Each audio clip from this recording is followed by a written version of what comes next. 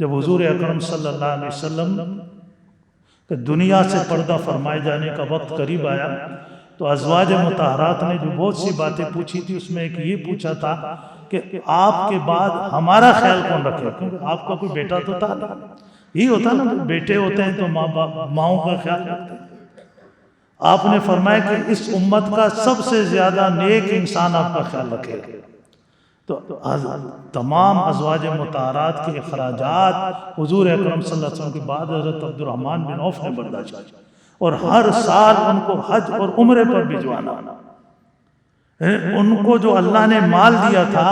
वो माल लोग तो खर्च करते हैं, उन्होंने लुटाया दोनों हाथों से,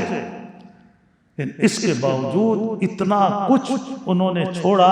कि बुखारी के अंदर जो हजरत अब्दुर्रहमान बिन औफ की मिरास उन्होंने तरका छोड़ा है वो तकसीम नहीं हो सकती है, इतना कुछ।